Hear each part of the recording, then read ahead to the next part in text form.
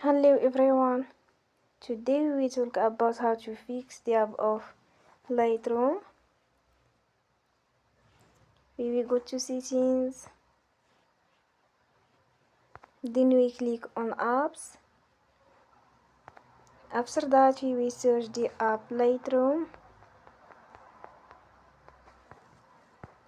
and then we click. Then you will on for stop. After that we go to storage,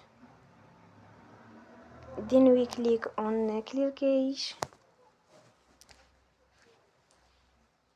We will go to Play Store and you will update your app.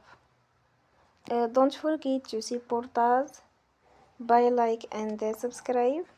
See you next time and thank you for watching.